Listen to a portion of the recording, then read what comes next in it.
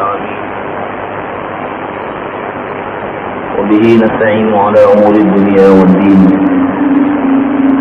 أشهد أن لا إله إلا الله وحده لا شريك له. أشهد أن محمدا عبده ورسوله. اللهم صل وسلم وبارك على عبدك ورسولك محمد وعلى آله وصحبه أجمعين. أما بعد. Wassalamualaikum warahmatullahi wabarakatuh. Jemaah salat subuh yang rahmat Allah Subhanahu wa taala, kaum muslimin dan muslimat. Pendengar setia suara mujahidin, suara beraja dimanapun Anda berada, rahimani wa rahimakumullah. Seperti biasa pada hari Kamis pagi kita akan mengkaji tafsir Al-Qurtubi karena waktunya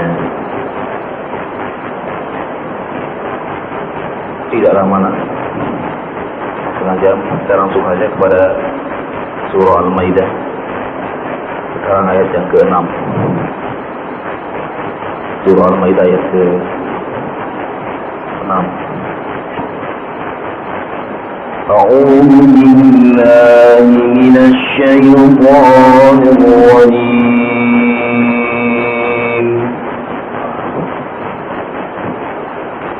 يا أيها الذين آمنوا إذا قمتم إلى الصلاة فاغسلوا وجوهكم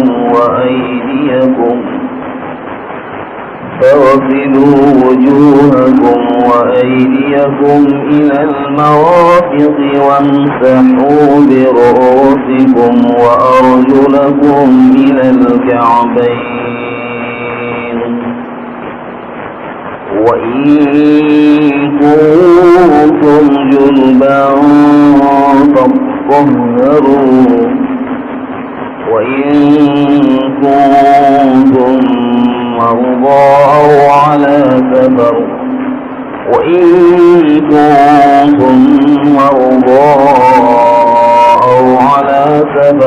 أو جاء أحد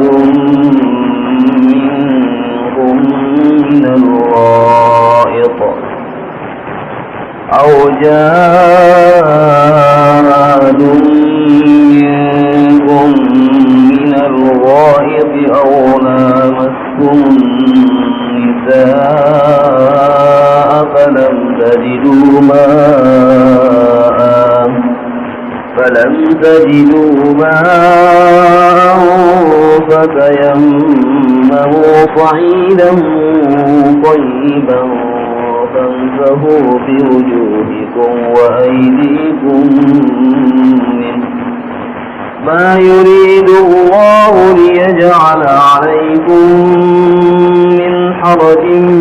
من حرج ولكن يريد ليطهركم وليتم نعمته عليكم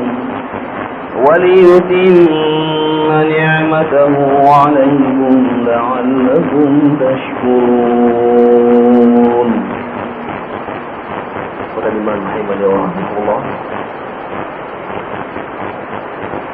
Ayat yang barusan dibacakan tadi dalam surah Al-Maidah ini sebagai dasar hukum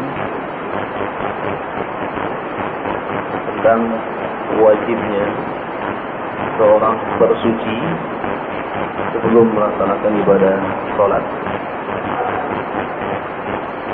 Ada 3 syarat yang wajib dipenuhi. Yang pertama adalah tahuriyatul jasad, itu bersihnya badan, bersihnya jasad, minal hadatsil akbari wal asghar, dari hadas besar dan hadas kecil.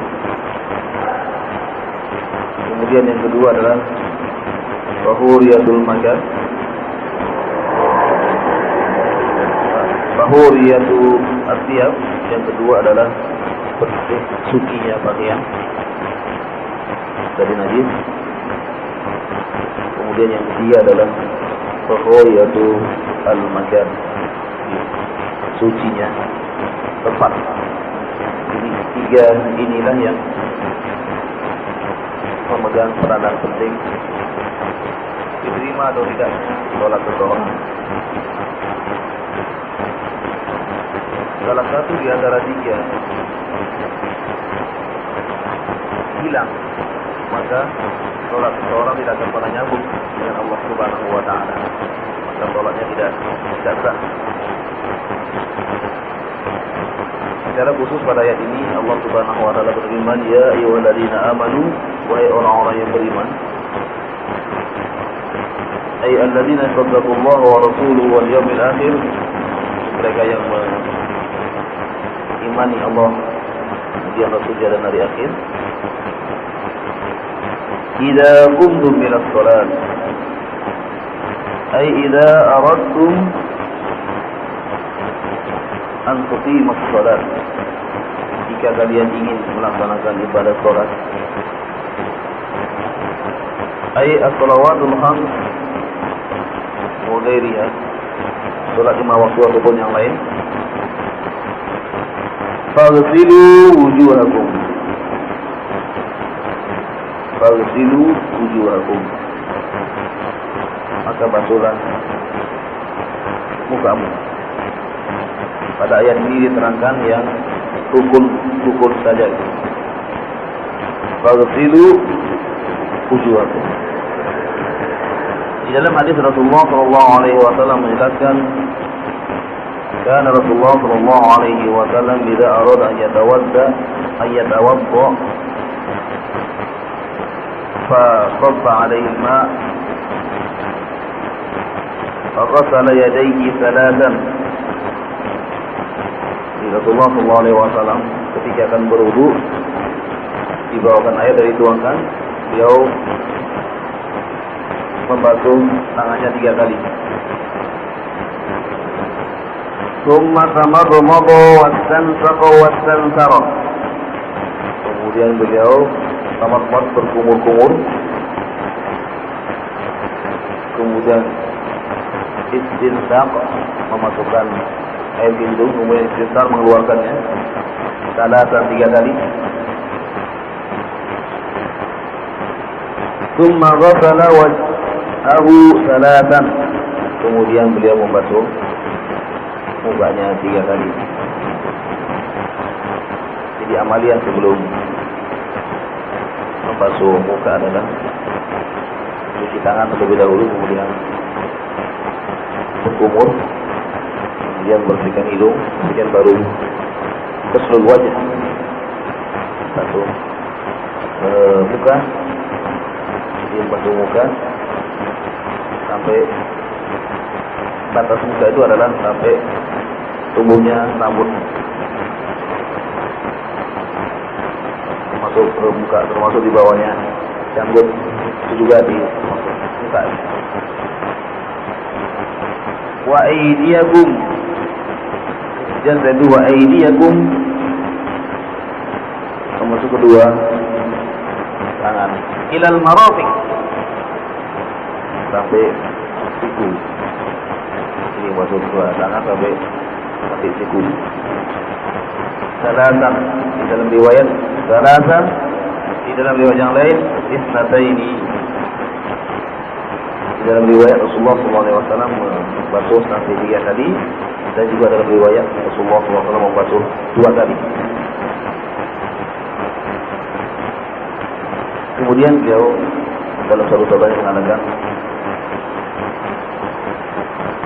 jadi inna ummati ya'tu yaumal qiyamah qurran muhajjalina min athar al-wudu. Umatku nanti datang pada hari kiamat qurran, bercahaya, muhajjalin, jadi mereka bercahaya nanti karena wudunya. Man arada an yuqilla ghurratahu falyaf'al. Siapa yang ingin menyempurnakan cahayanya, maka hendaklah dia lakukan. Ingat seorang sahabat ketika itu berwudu, tidak hanya sampai di siku, tapi dilebihkan sedikit. Hanya, kenapa kamu lakukan demikian? Saya ingin lebih sempurna lagi cahayanya. Jadi beliau itu dilebihkan sedikit oleh sahabat ini kan dia kepingin cahayanya nanti sempurna. Kemudian wamsahu biru'usikum. Al-Quran menggunakan dua kalimat, dua kata. Yang pertama adalah waqsilu, ini wamsahu. Yang waqsilu wajah dan kedua tangan dan kedua kaki. Yang dibasuh adalah muka, kemudian tangan dan kaki. Kemudian wamsahu, maka usaplah. Biru'usikum, walamu. Nah, karena kata bi di situ, ikhtalafa bihi ulama, para ulama berbeda dalam memahami ayat ini, sehingga terjadi ada tiga perbedaan. Yang pertama adalah bi di situ adalah tab'id. Bi artinya sebagian, maka usaplah sebagian kepalamu. Kemudian yang kedua mengatakan bi di situ adalah al-maqsudu bihi al-juz. Jadi maksudnya sebagian saja, sebagian kepala. Ya, sebagian di sini bisa setengahnya, juga bisa kurang dari itu. Jadi karena di depan sini juga kepala, di sini juga kepala, samping kanan samping kiri juga kepala. Jadi cukup di sini sudah mewakili semuanya. Jadi tentang bak nampak di situ. Nah, kemudian kita melihat contoh itu sekali lagi tentang perbedaan wacana para ulama tentang bolehkah kita membasuh sebagian dari kepala kita. Mereka sepakat itu mengatakan boleh. Tetapi mana yang afdal? Yang afdal adalah melihat contoh dari Rasulullah SAW. Karena beliau ketika berwudu mencontohkan ketika mengusap kepala beliau dari depan ke belakang, kemudian dikembalikan ke depan lagi. Kam marratan, berapa kali? Marratan wahidah, satu kali saja. Beliau mengusap dari depan ini, kemudian dibawa lagi ke depan. Satu kali, kemudian beliau langsungkan ke telinga, satu kali. Atau setelah kepala sekali, kemudian ambil air, kemudian baru dimasukkan ke telinga satu kali. Jadi karena telinga bagian dari kepala, dia hanya diusap sekali saja, tidak 3 kali. Jadi wamsahu birusikum wa arjulakum. Kalau orang Syiah membaca bukan wa arjulakum tapi wa arjulikum. Wamsahu birusikum wa arjulikum. Jadi mereka orang-orang Syiah yang membaca atop, jadi waw di situ katanya atopnya itu dihubungkan dengan yang sebelumnya. Wamsahu birusikum wamsahu biarjulikum. Mereka orang Syiah baca seperti itu, sehingga usaplah kepalamu dan usaplah kakimu sampai mata kakimu. Jadi mereka sehingga ketika berwudu tidak membasuh kedua kakinya, tetapi diusap saja gitu. Jadi mereka mengusap saja.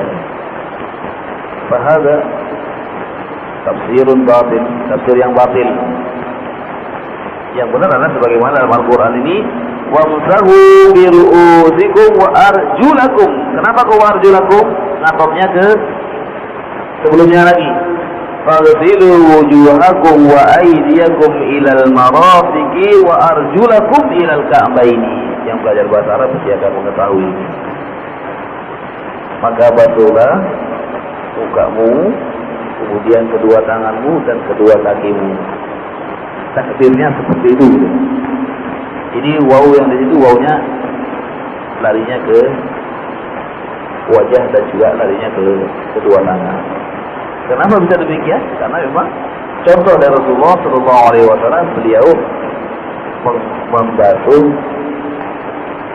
mukanya, membasuh kedua tangannya dan membasuh kedua kakinya, sedangkan kepala diusap, tidak dibasuh, tidak dibasahi.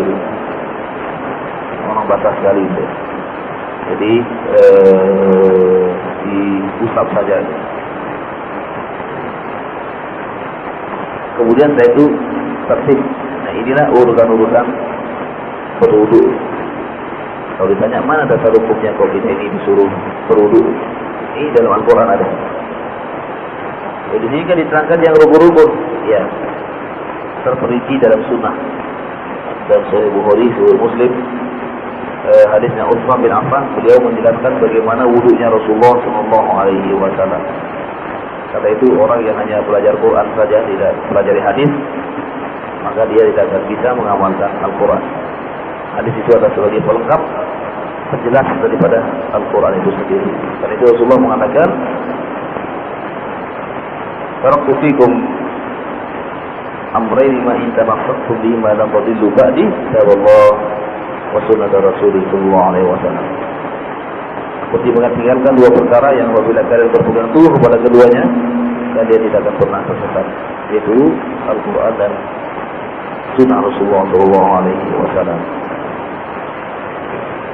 Kemudian wa in kuntum junuban, jika kalian dalam keadaan junub, dalam keadaan junub, berhadas besar,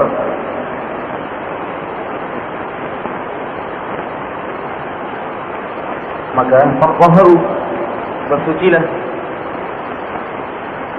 Jadi bersuci setelah junub di sini adalah orang yang bermimpi, basah, keluar mani,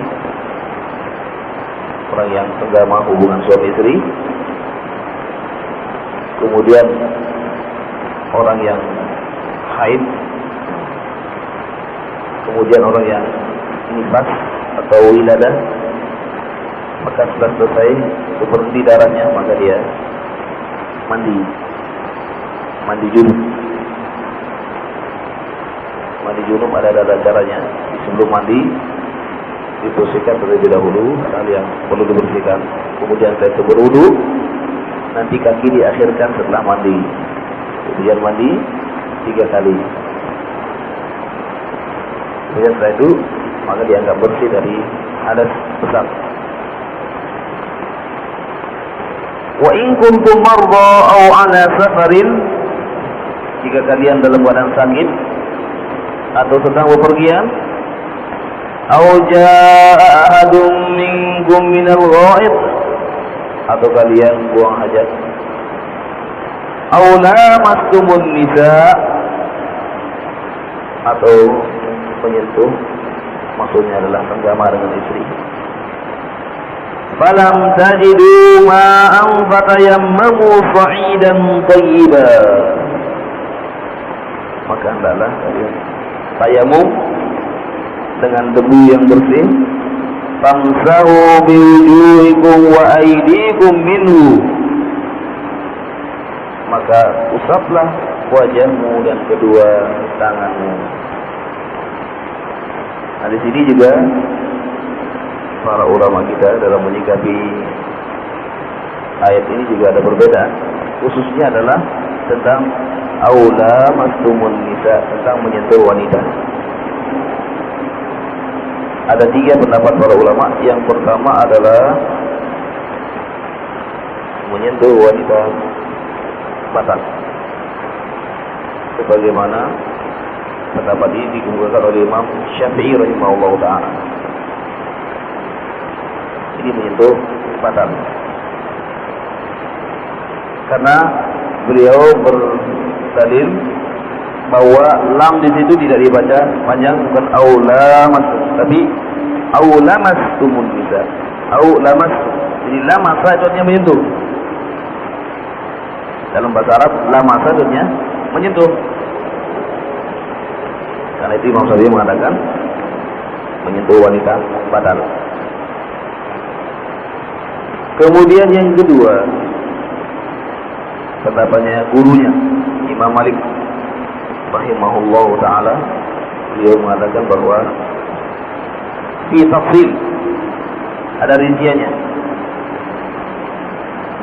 Batula in kana bisyahwah wa lam yabtul idza lam yakun bisyahwah. Menyentuh wanita batal kalau dengan syahwat, bukan nafsu. Kalau tidak dengan nafsu maka tidak batal. Beliau berdalil, ada dua orang yang bertanya kemudian diberikan jawaban yang berbeda. Yang pertama adalah dia mengatakan, ya Rasulullah, taqabbaltu zawjati hal batura wudu'i. Ya Rasulullah, saya ini tadi mencium istri saya, apakah wudu saya batal? Rasulullah mengatakan, la, tidak batal. Datang lagi yang lain, ya Rasulullah, taqabbaltu zawjati hal batura wudu'i.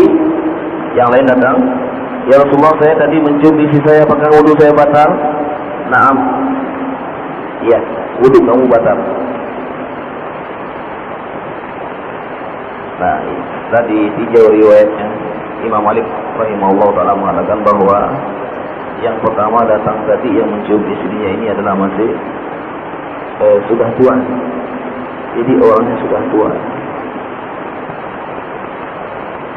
Kira-kira kalau seumur bapak sekarang ini kalau mencium istrinya itu ciuman syahwat apa ciuman kasih sayang? Masih bernafsu atau tidak? Kadang-kadang, jadi sebagian besar dari umur-umur ya seperti barang jamaah kita di masjid sekarang ini, insya Allah itu adalah ciuman kasih sayang. Sudah beda ciumannya dengan pada saat dulu saya masih manten baru. Beda nggak Pak? Beda bahasanya. Sekarang umurnya sudah berapa Pak? Bahasa umurnya berapa sekarang? 70 ya. Beda Pak ya pada saat umur 20. Oh lain. Nikah umur berapa dulu Pak? Umur 16. Maka Allah, insyaAllah luar biasa ya. Menikahnya umur 16 tahun, sekarang sudah umur 70 tahun. Jadi masih kelihatan segar loh ya. Luar biasa. Mudah-mudahan Allah memberikan keberkahan dalam umurnya. Amin. Jika Rasulullah SAW memberikan jawaban yang berbeda. Yang kedua tadi, ini adalah pengantin baru, karena tidak bisa dijamin pada saat itu orang mencium istrinya karena syahwatnya. Jika Rasulullah mengatakan yang satunya tidak batal, yang satunya batal. Ini dasar hukum yang digunakan oleh Imam Malik rahimahullah ta'ala. Kalau Imam Syafi'i tadi ya berdasarkan ayat ini, jadi tidak dibaca panjang aulamastumun nisa, tapi aulamastumun nisa atau menyentuh. Nah, pendapat yang ketiga adalah menyentuh wanita tidak batal. Pendapat muridnya Imam Syafi'i. Jadi kalau gurunya Imam Syafi'i batal kalau bersahwat, kalau tidak bersahwat tidak batal. Kalau Imam Syafi'i batal, bersahwat atau tidak tetap batal. Muridnya sekarang, muridnya Imam Syafi'i itu Imam Ahmad bin Hanbal mengatakan tidak batal. Karena dikatakan aula mastumun nisa. La di situ panjang. La masa di dalam bahasa Arab fa'ala beda dengan fa'ala. Fa'ala jadi beda dengan fa'ala. Fa'ala di sini musyakalah harus ada dua. Artinya saling menyentuh. Apa maksudnya saling menyentuh di sini adalah ai al-jima, hubungan suami istri. Jadi Imam Ahmad lebih jauh lagi melihat firman Allah ini. Apakah ada dasar hukumnya? Ya. Yang pertama bahwa Rasulullah SAW ketika akan melaksanakan sholat, qabbala azwajahu, beliau mencium istri-istrinya ini. Kemudian juga pernah sholat Rasulullah SAW di malam hari, dia harus menggeser kakinya Aisyah radhiyallahu anha wa ardhaha karena pada saat akan sujud sedangkan di arah kiblat ada kakinya Aisyah radhiyallahu anha wa ardhaha, kemudian beliau geser sehingga beliau tidak batal wudunya. Dan pada saat beliau sedang i'tikaf di masjid, kemudian beliau menjulurkan kepalanya ke rumahnya karena rumah Rasulullah dekat dengan masjid. Ya, Rasulullah tidak keluar dari masjid tapi menjulurkan kepalanya, kemudian disisiri oleh Aisyah radhiyallahu anha wa ardhaha. Rambutnya Rasulullah itu panjang sebahu, sehingga disisiri oleh Aisyah radhiyallahu anha wa ardhaha. Nah, ini dalil-dalil yang dikemukakan oleh Imam Ahmad bin Hanbal. Jadi beliau mengatakan bahwa menyentuh wanita bukan sekedar menyentuh, tetapi maksudnya lah al-jima, hubungan suami istri. Yang perlu dicatat adalah bahwa lamsul mar'ah al-ajnabiyyah haram. Menyentuh wanita yang bukan muhrimnya haram. Fakat ini yang perlu digarisbawahi. Menyentuh wanita yang bukan muhrimnya adalah haram. Salaman dengan sepupu boleh nggak?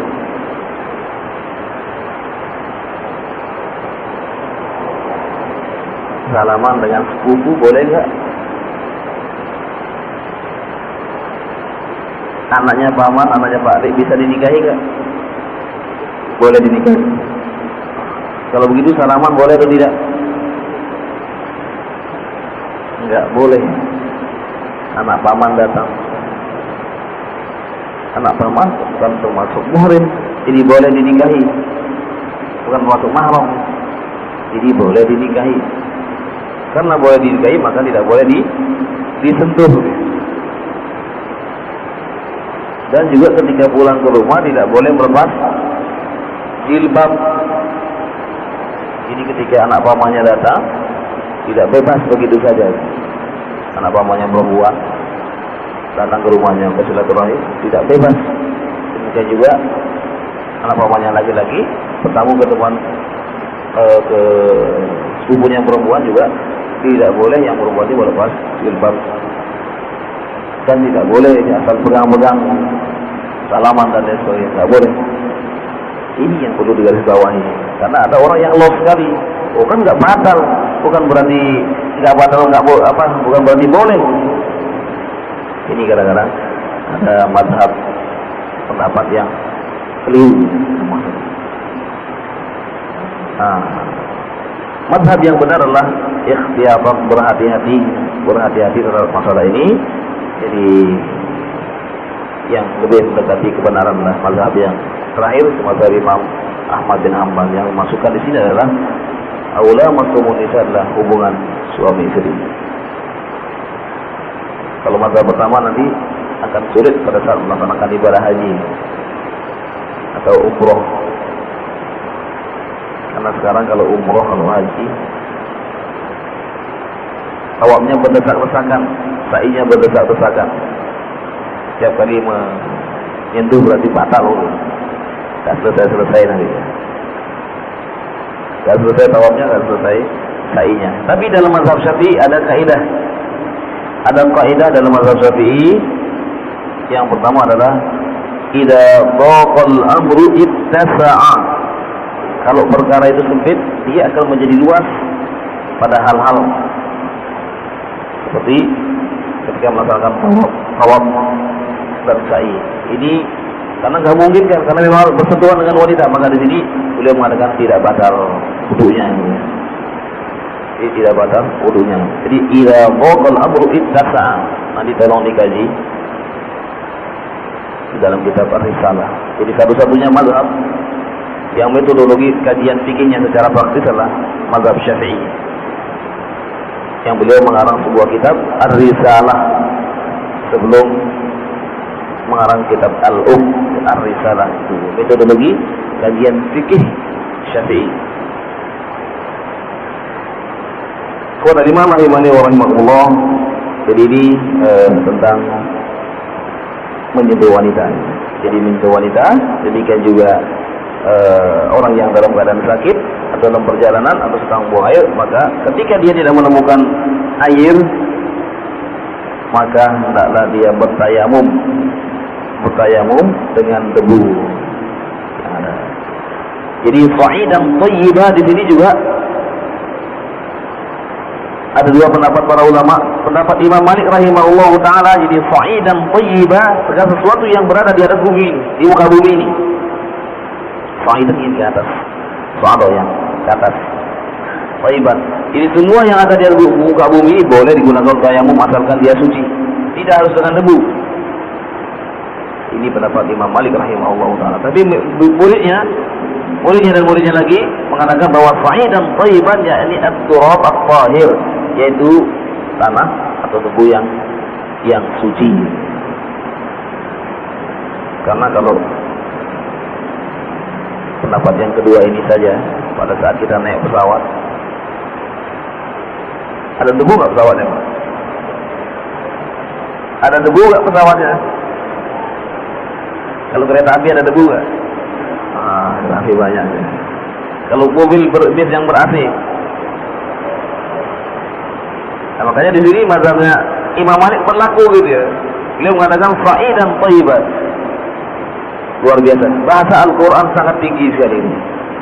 Tidak akan dipahami oleh mereka kecuali mereka mau mempelajari bahasa Arab dengan baik. Di sini menggunakan sa'idan. Sa'idan itu sesuatu jadi su'ada yang naik. Su'ada Ahmad ala mimbar. Muhammad naik mimbar. Ini sa'idan thayyiban, sesuatu yang berada di muka bumi ini yang suci. Kalau dia berpegang kepada mazhab yang pertama harus dengan debu, pada saat dia melaksanakan ibadah haji, pada saat naik pesawat, khususnya adalah pada saat kembali dari Arab Saudi ya. Kalau umroh kan dari sini biasanya berangkatnya jam 1 siang. Kita sudah melaksanakan sholat zuhur dan asar di Jakarta sana atau di Indonesia. Kemudian sampai di sana asar, setelah asar atau menjelang maghrib, karena sekarang pemeriksaan sudah beda ya. Jadi sekarang pemeriksaan ketika masuk ke Arab Saudi itu harus difoto semua. Jadi begitu masuk di check-in-nya di bandara itu bisa berjam-jam. Tapi yang tua-tua sekali tidak difoto langsung. Tapi yang masih agak muda-muda difoto dan diambil jari, 10 jarinya. Kemudian baru difoto. Ini yang membuat lama. Bisa jadi 2 jam, 3 jam, bahkan sampai 5 jam baru keluar dari bandara. Nah ini yang kita bicarakan pada saat kembali dari sana. Biasanya kembalinya dari sana maghrib atau berangkat pesawatnya jam 8 malam atau jam 10 malam. Nah tentunya kita akan mendapati satu sholat subuh. Sholat subuh mesti di pesawat. Ya kalau masih ada airnya, ya berwudu. Kalau tidak ada airnya, khawatir sedikit maka dia bertayamum. Mana dia tayamum? Gak ada debu di situ. Kalau pesawat ada debunya nggak usah dinaiki. Pesawat itu bersih kan. Nah di situ dia bertayamum. Tayamum ini adalah tempelkan kedua tangan. Ini ya, di mana di situ mungkin ada debunya. Kalau ada ya sudah. Kemudian ditiup, kemudian wamsahu bi wujuhikum. Mukanya diusap, kemudian ke tangan, punggung tangan. Telinganya nggak usah.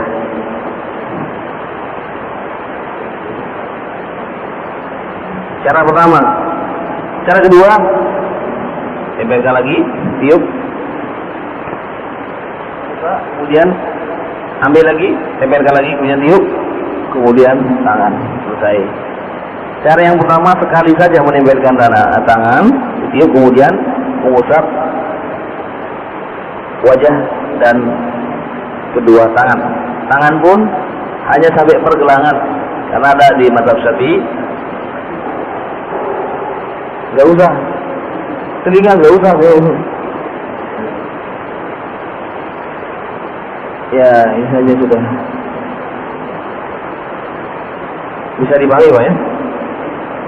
Waktunya sudah habis. Ada pertanyaan ke Allah, ini masih banyak. Ini masih belum selesai ayat ini.